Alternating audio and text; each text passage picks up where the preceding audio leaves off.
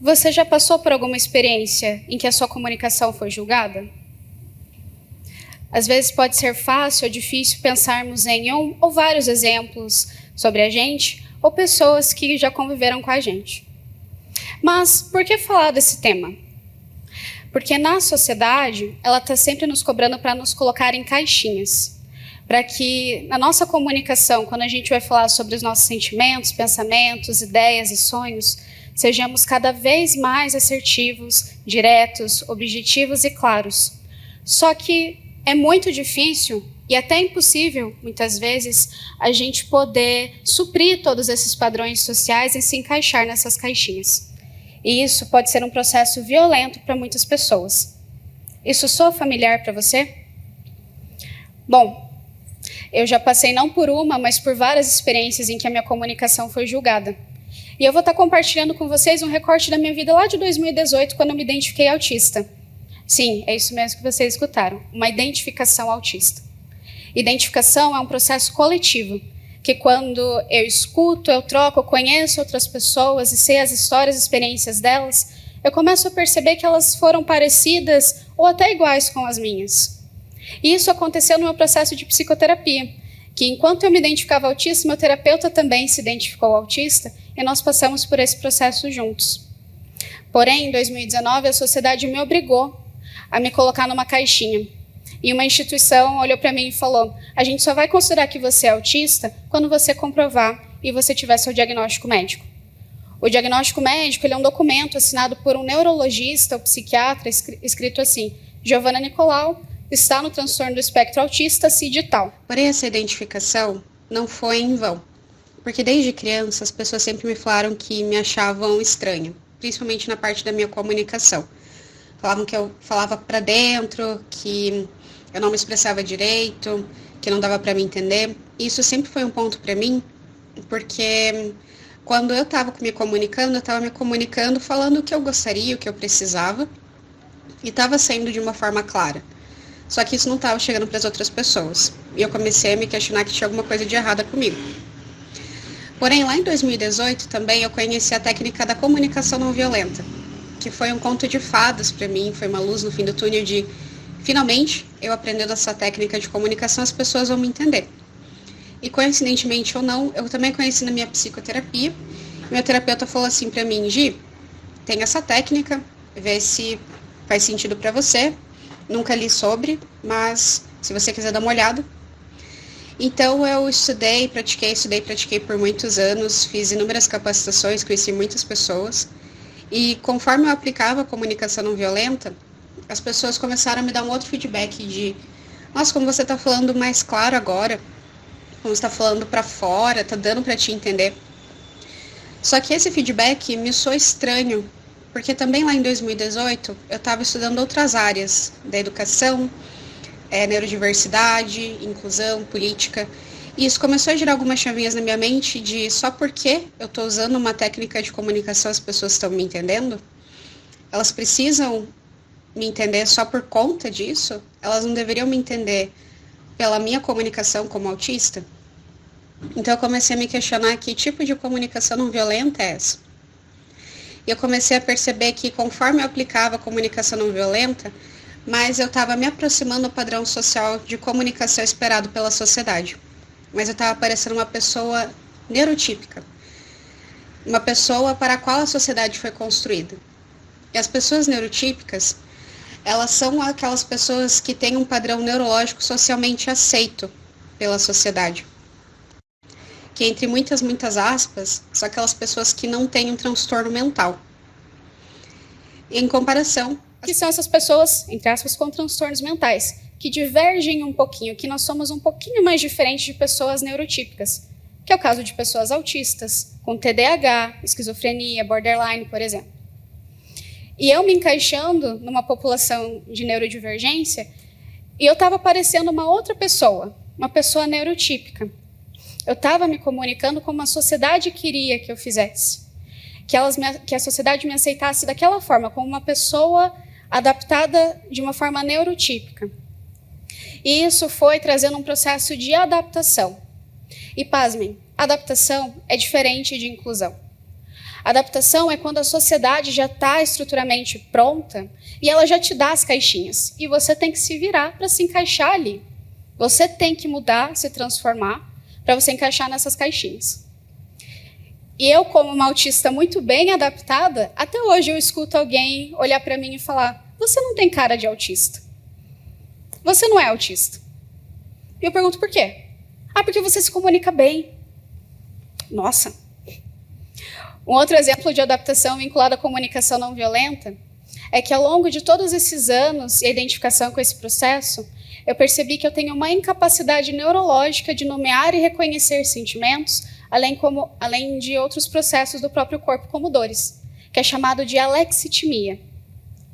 E a comunicação não violenta, ela te incentiva a ampliar o seu vocabulário de sentimentos e necessidades e te dá listas para te apoiar nisso. E eu, como uma boa autista adaptada, fui lá e decorei todas as listas de comunicação não violenta. Então, eu sabia exatamente qual nome de sentimento e de necessidade falar sobre mim e falar sobre a outra pessoa.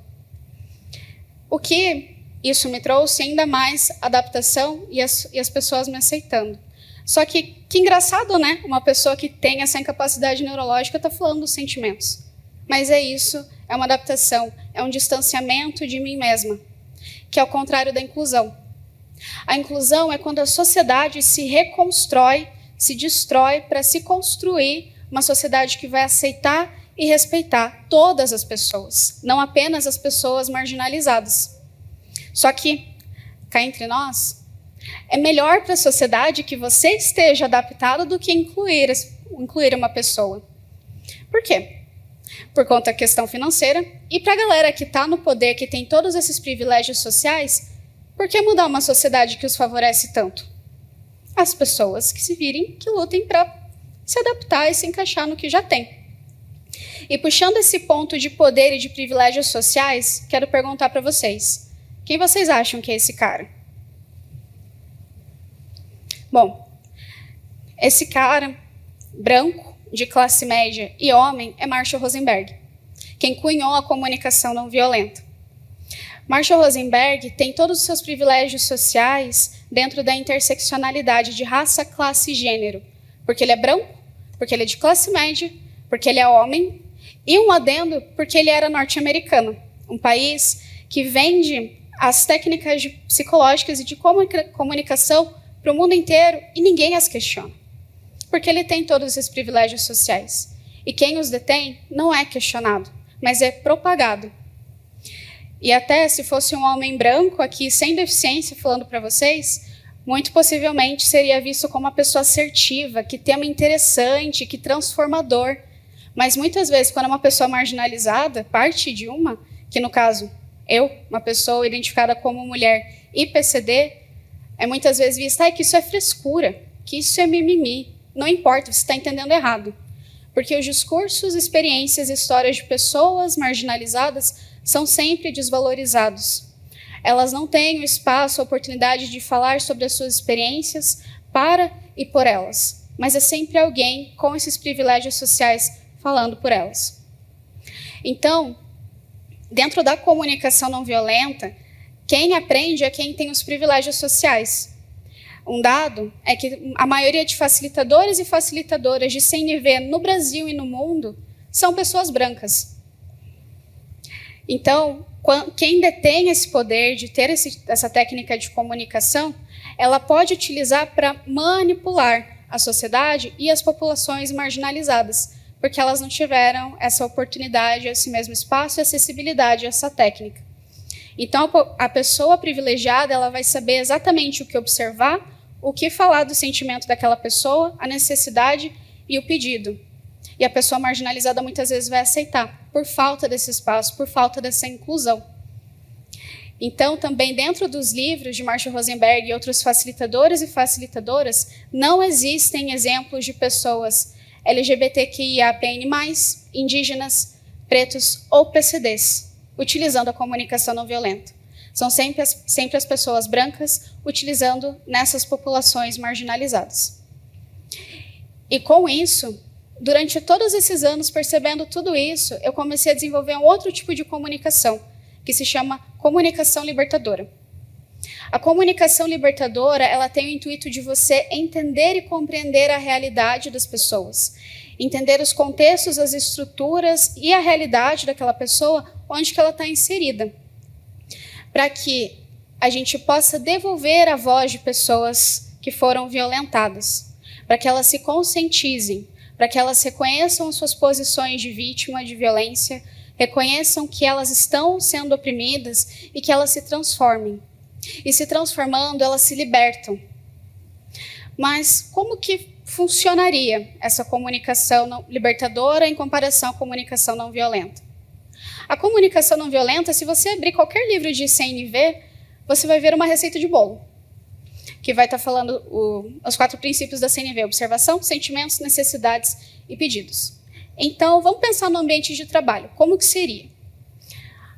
Eu observo que você está cansada, está com uma demanda bem grande, imagino que a sua necessidade seja de descanso, que tal a gente parar uns 20 minutinhos? Isso seria uma comunicação não violenta básica. Mas como que seria a comunicação libertadora, então? Seria mais ou menos assim: eu sei que está tendo uma demanda muito grande no seu trabalho, mas eu também sei que o seu salário não está rendendo. Eu sei que tem milhares de pessoas passando fome. Eu sei que você cuida de muitas pessoas na sua casa, você tem filhos. Você é uma mãe solo e você é uma mãe preta. O mínimo que você deve estar é cansada, preocupada, angustiada e querendo desistir de tudo.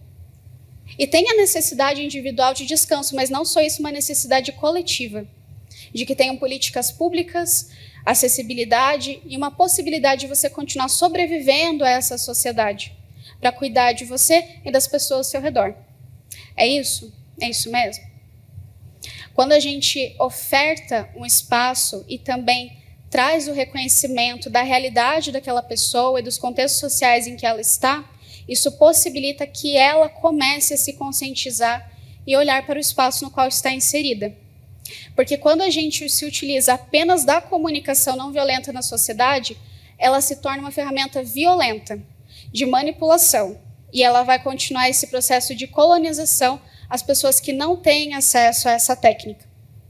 Então, a comunicação libertadora, ela tem a necessidade de acolher quem já sofreu violência, para que ela se conscientize, ela se reconheça como vítima e ela comece a se movimentar, porque quando ela se movimenta e se transforma, a sociedade se transforma com ela para uma revolução necessária, que seja uma revolução inclusiva, de aceitação e respeito para com as pessoas da forma como elas são, não precisando de técnicas psicológicas e de comunicação para a gente aprender a lidar com a violência, mas a comunicação libertadora ela vem para a gente combater a violência, para dizer não e não aceitá-la, e nós respeitarmos como seres humanos que somos.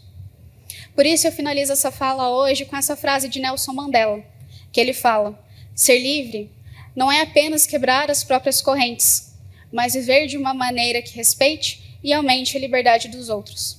Quando eu me identifiquei autista, reconheci que eu estava me adaptando e parecendo uma pessoa que eu não era, eu comecei a me libertar e quebrar as minhas amarras. E assim hoje, eu procuro ajudar e transformar as pessoas para que elas quebrem as delas. E aí, a sua comunicação já foi julgada? Obrigada.